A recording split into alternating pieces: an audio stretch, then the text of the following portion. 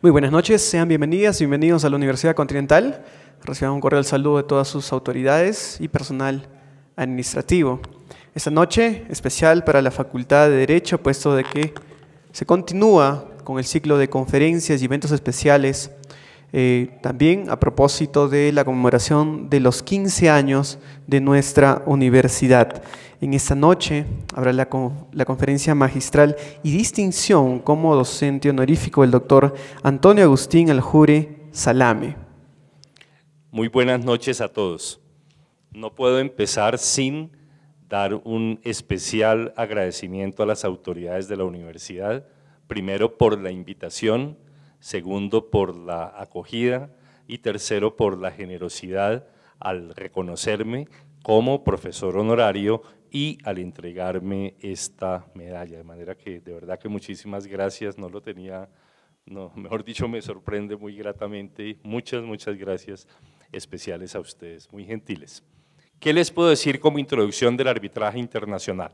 En esencia, el problema y el surgimiento y la vitalidad del arbitraje internacional se dan porque comerciantes de diferentes países se sientan a hacer un contrato y cuando celebran el contrato, el comerciante de Hungría le dice al comerciante de Francia ¿bajo qué ley va a regir este contrato? ¿Y qué juez va a ser competente? Entonces el húngaro le dice yo quiero que sea la ley de Hungría y el otro le dice yo quiero que sea la ley de Francia y entonces no se ponen de acuerdo. Después, ¿usted qué juez quiere? El húngaro le dice yo quiero el juez húngaro y el francés le dice yo quiero el juez francés. Ninguno confía en el otro, no por mala fe, sino por desconocimiento. Entonces surge una figura neutra que se llama el arbitraje internacional y además se rige por una ley que no es la de ninguno de los estados. Eso significa que cada uno está más tranquilo con la ley porque ninguno se sometió a la ley del otro. Y entonces las partes pueden decir, sometamos esto a arbitraje internacional. Y además el árbitro se contratará a un perito que le da un concepto en 5 días y en el día 10 el árbitro da el laudo arbitral y se acabó el pleito, sin más, y se resolvió el problema, porque las partes pueden escoger el procedimiento, sea yendo a una institución de arbitraje, sea porque ellos mismos se den su propio procedimiento, eso también lo pueden hacer. Pueden escoger la lengua del arbitraje. Por ejemplo, un arbitraje internacional puede llevarse simultáneamente en francés, inglés y español. Y a nadie le importa que vaya en 3 idiomas, lo único que pasa es que sale más costoso, porque toca traducir más papeles, pero se puede hacer perfectamente, no tiene ningún problema. El arbitraje internacional se ha convertido entonces en el método de solución de conflictos por excelencia del comercio internacional. Arbitraje internacional puede ser de varias clases.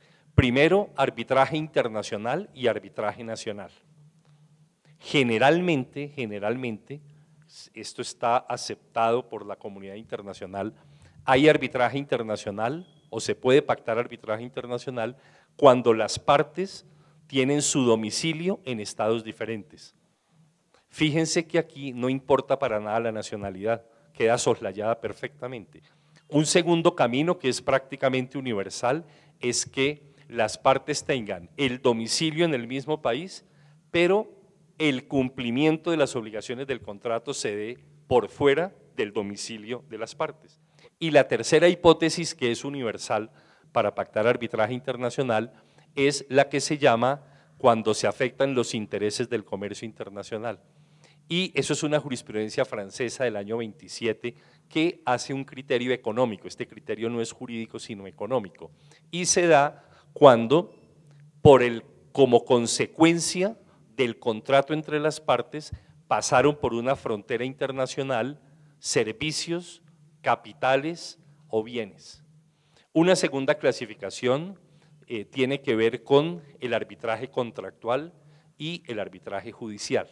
Y esta diferencia es importantísima porque en arbitraje internacional solo el arbitraje que sea judicial tiene amparo de los jueces a efectos del exequatur, solamente el arbitraje que tenga carácter judicial, el contractual no, pero las fronteras son difíciles, esto dicho en teoría es muy fácil, pero en la realidad es difícil. Se trata más de arbitraje contractual, o sea, no tiene valor de sentencia, tiene valor de contrato, pero no de sentencia.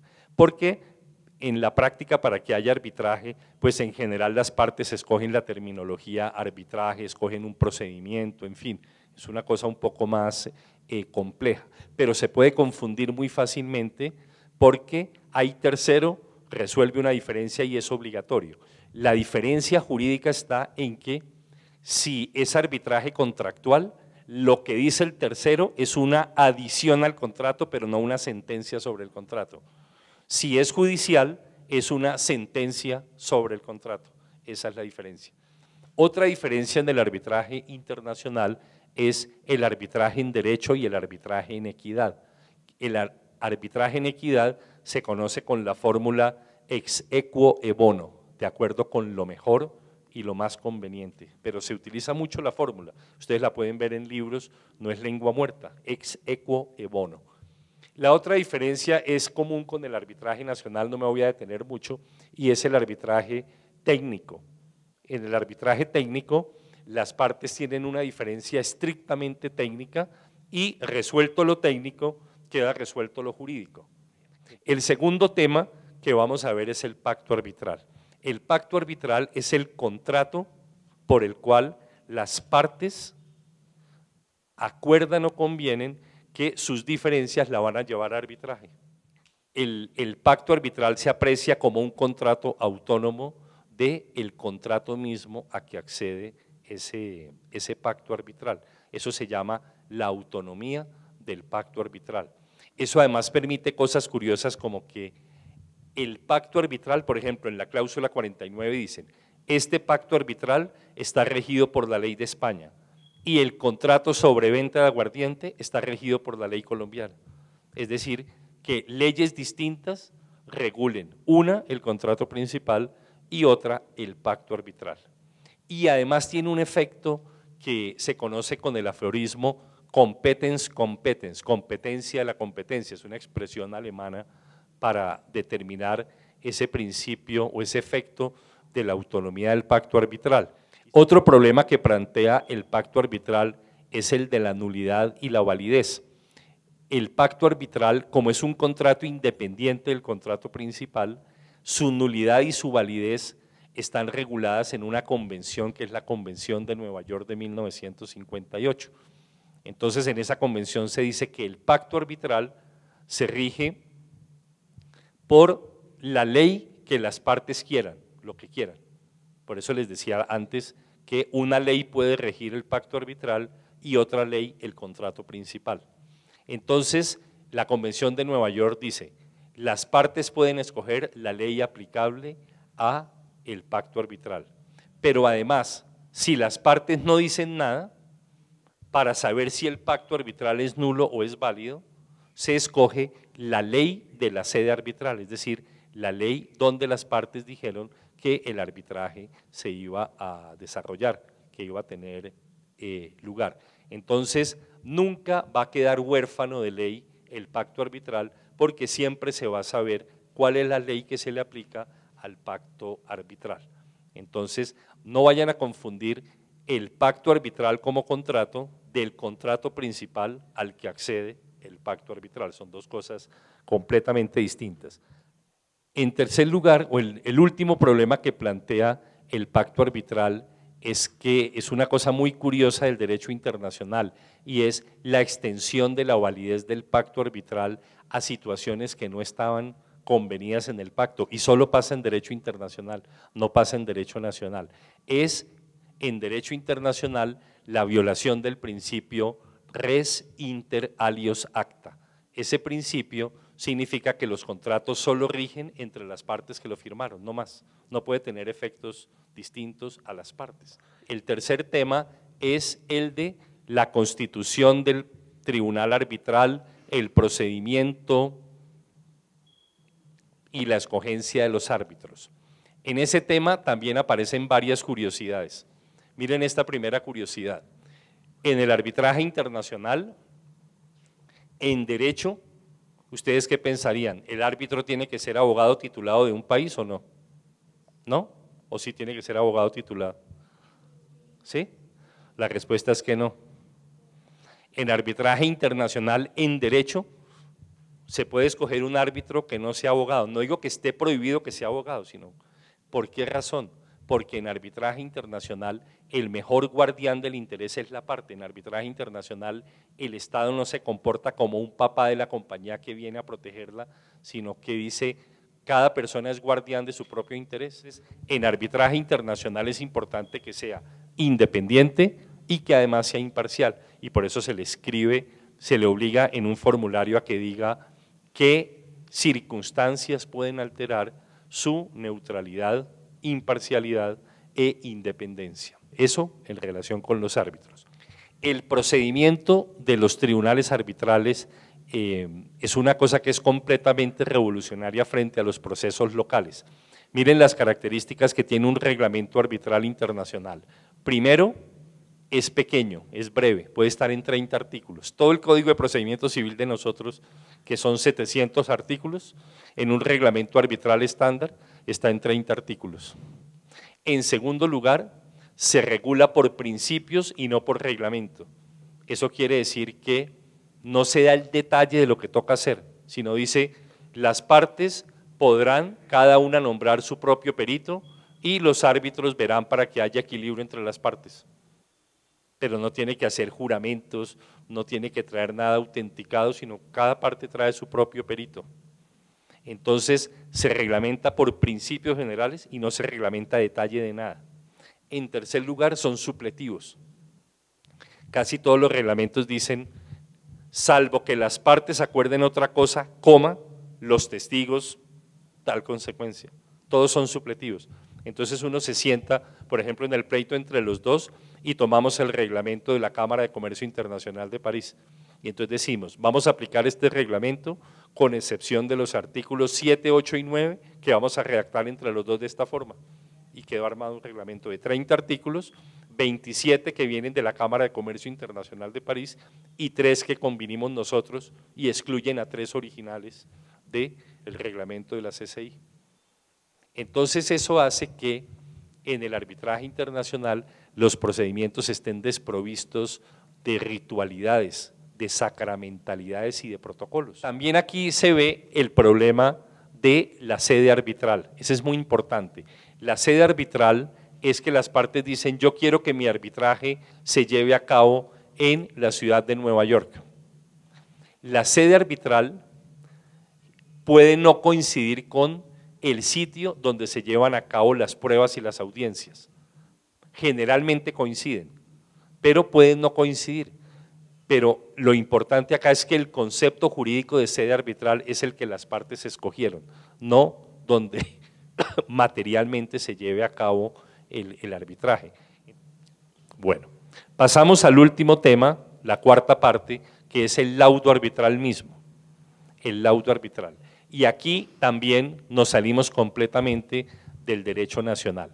Lo primero es que en el laudo arbitral internacional no solamente es laudo la providencia que pone fin al proceso, es decir, puede ser laudo arbitral una providencia que determine la competencia y esa providencia es susceptible de exequatur. Me explico. En el derecho nacional normal, por ejemplo en Colombia, yo creo, estoy casi seguro que en Perú es igual. Si uno lee la norma del Código Peruano sobre exequatur, le va a decir, están sometidos a exequatur las sentencias judiciales o las que tengan tal carácter, que se parezcan a una sentencia. Seguramente, así lo dice el colombiano. En arbitraje internacional son susceptibles de exequatur laudos que no son sentencias. Otra cosa importante en los laudos arbitrales es el hecho de que se entienden firmados en el lugar de la sede arbitral, como les dije. Supongan que yo soy el árbitro y la sede arbitral es Nueva York, y yo estoy en Bogotá de vacaciones, y resulta que me pongo a escribir el laudo, y por error escribí Bogotá, 25 de junio de 2013. Entonces, normalmente alguien podría decir, ahí hay trampa en ese laudo, porque, perdón, escribí yo Nueva York 25 de junio de 2013, entonces llega alguien a acusar, el señor Aljure hizo trampa porque escribió en Nueva York y mira el registro migratorio y él estaba en Bogotá. Resulta que eso a nadie le importa. Jurídicamente, el laudo se entiende expedido en Nueva York. Yo lo puedo escribir desde Bogotá, a nadie le importa. Jurídicamente, el sitio del laudo es el sitio de la sede, como concepto jurídico del laudo arbitral. Ahora, el laudo se escribe como cualquier sentencia porque eso es de sentido común. Uno dice partes, demanda, demandado, hechos, pruebas, consideraciones y después la parte del laudo como tal. De manera pues que eso no tiene ningún problema como tal. Pero el laudo está sometido a dos pruebas. La primera prueba es la anulación y la segunda prueba es el exequatur. Pero en el mundo del arbitraje internacional se quiere que un mismo laudo no esté sometido a las dos pruebas. O está sometido a exequatur o está sometido a anulación. Es lo que se quiere, no se repiten. Y para unificar por ejemplo, la ONU ha escrito leyes modelos en que si ustedes leen, las causales de anulación son idénticas a las causales de exequatur, para evitar que haya lenguajes distintos o lenguajes difusos. Entonces, la primera causal es la nulidad del pacto arbitral. La segunda causal es universal y tiene que ver con derechos humanos, y es el hecho de que la notificación para arbitraje no se haya hecho debidamente. La tercera causal es que el laudo arbitral exceda el pacto arbitral.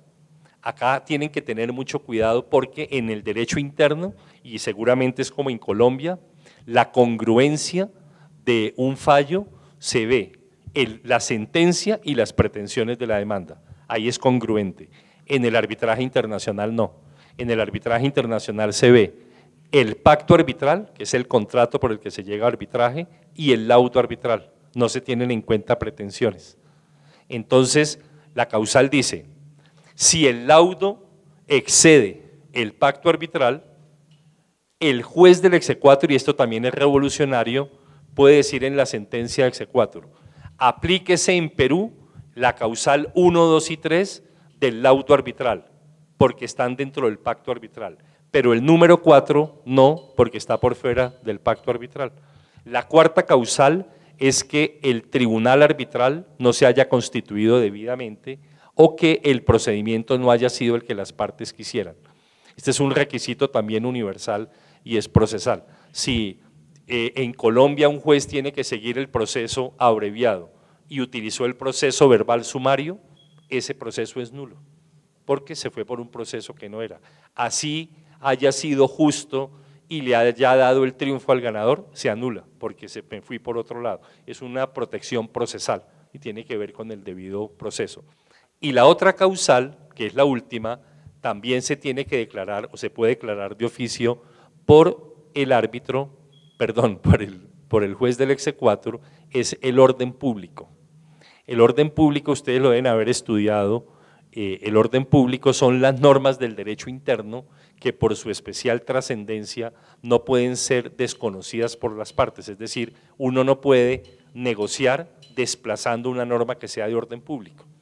Resulta que en ese conjunto de normas de orden público hay unas que son de mayor importancia y de mayor relevancia unas que otras, pero todas son de orden público. En la teoría del derecho internacional, para rechazar el exequatur de un laudo arbitral contrario al orden público, se necesita que sea orden público verdaderamente internacional y no orden público solamente nacional.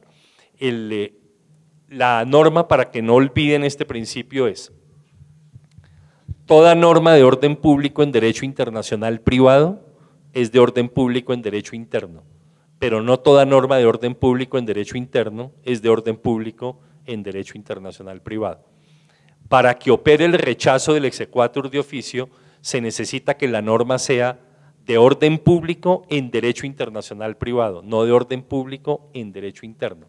Pero eso es una cosa subjetiva, depende de cada juez, porque todo sistema jurídico tiene una sanción. Si yo estoy en el Perú y violo una norma de tránsito, no importa mi voluntad, me imponen una multa.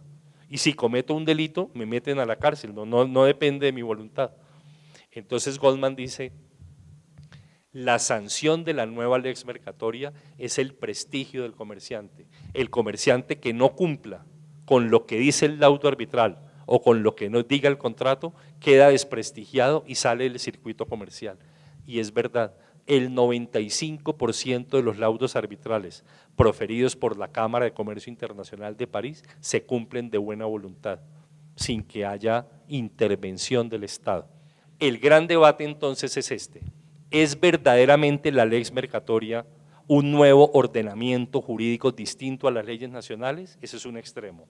O, y eso dependería quién tiene razón, es simplemente un conjunto de prácticas mercantiles que sirven de derecho supletivo en las legislaciones nacionales que permiten que una norma supletiva se rija por esas normas de la lex mercatoria. Y como siempre, el derecho, su función es satisfacer una necesidad social y no ser una entidad egoísta que se crea que domina el mundo. El derecho es un instrumento en ayuda de la sociedad y no es la sociedad la que le ayuda al derecho. Muchas gracias.